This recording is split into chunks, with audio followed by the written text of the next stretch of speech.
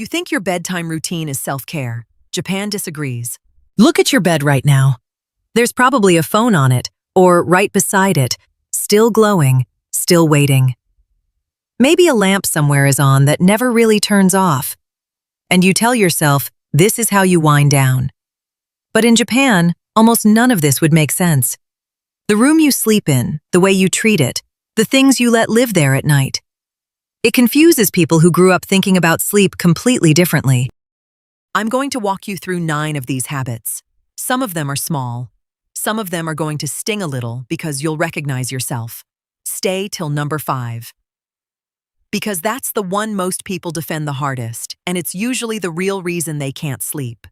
And number 9, the last one, is the habit 90% of you are doing without even knowing it's a choice. At the very end, I'll give you something called the 2-minute room reset. It takes 2 minutes, it costs nothing, and it changes how the whole room feels the second the lights go down. Before the list, one word: ma. In Japanese, ma means the space between things, the pause, the empty part that gives everything else meaning. A room isn't just its furniture, it's the emptiness around the furniture. And a bedroom, to the Japanese way of thinking, is supposed to be one kind of space, and one kind only.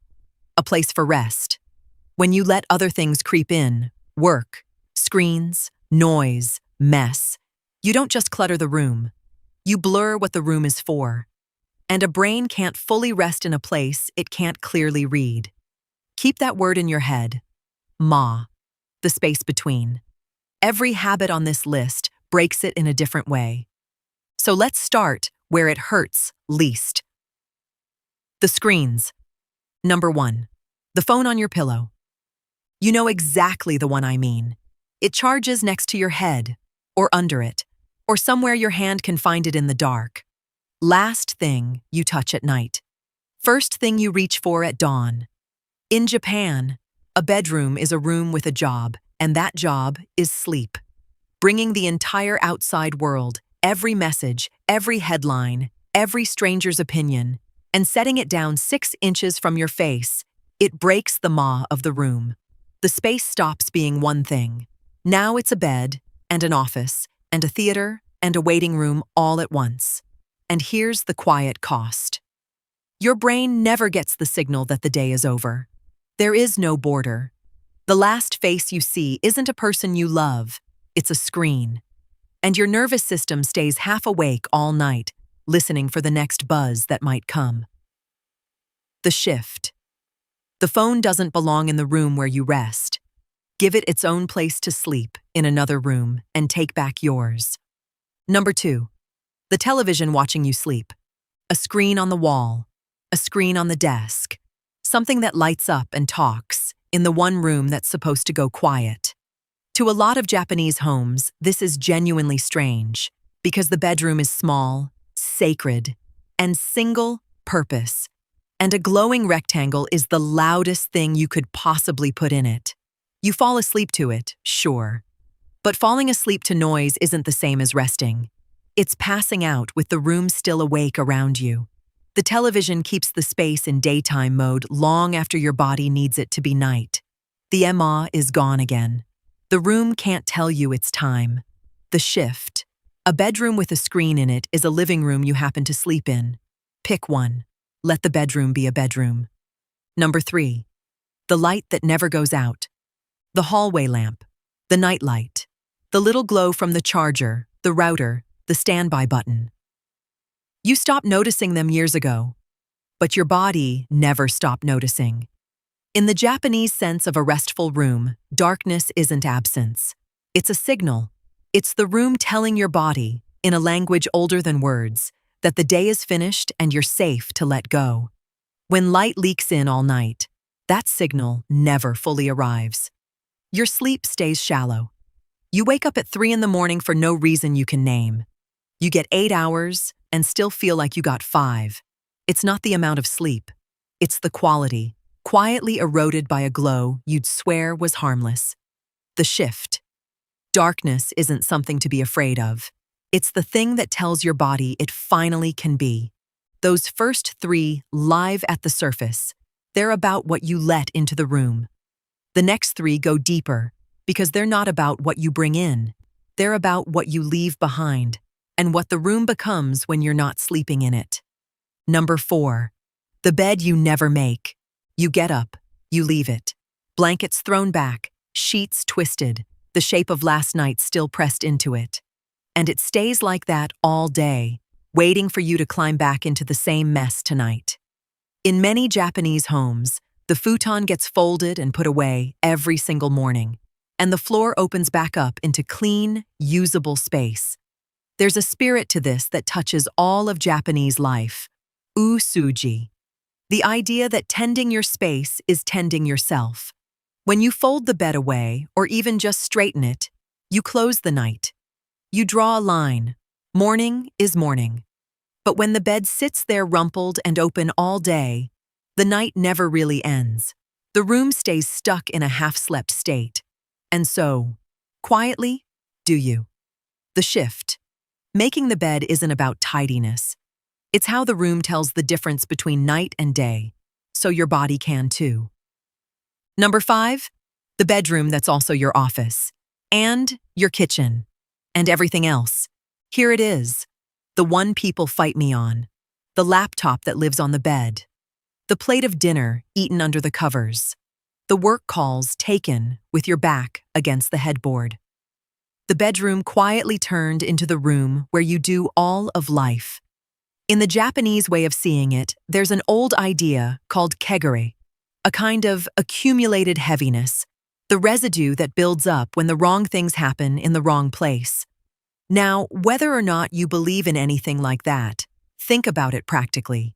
If you work in your bed, your brain learns that the bed is a place where work happens. So when you lie down to sleep, some part of you goes on alert, because this is where the emails live. The room can't hold two opposite meanings at once. Rest and pressure can't share the same 4 walls. Now pause here, because I know exactly what you're thinking. My apartment is small. There is no other room. And honestly, you're right. And plenty of people in Tokyo live in spaces smaller than yours. But the answer was never a bigger apartment. It's a smaller boundary. Even in one room, you can close the laptop and physically move it out of sight before you sleep. You can eat at a different corner. You're not creating a second room. You're creating a line in the same space, so your body knows which side of it it's standing on. The shift. Your bed doesn't need to be somewhere else. It just needs to stop being everywhere. Number 6. The clothes piling up in the corner. The chair. You know the chair. The one holding a week of worn clothes that aren't dirty enough to wash, but not clean enough to fold. The pile on the floor. The bag you keep meaning to deal with. In the spirit of Danshari, letting go of what you don't need so what remains can breathe, a bedroom full of half decisions is a bedroom full of noise. And here's the part that's easy to miss. That pile isn't silent. Every time your eyes pass over it as you're trying to drift off, it whispers the same thing. You didn't get to it. Still here. Tomorrow, maybe. It's a small, constant, low hum of unfinished life, right at the edge of the one place you go to stop. The shift. The room you fall asleep in should hold nothing that's still asking something of you. Let me take you somewhere for a second. It's 10 at night in a small apartment in Tokyo. Not a fancy one. One room, mostly.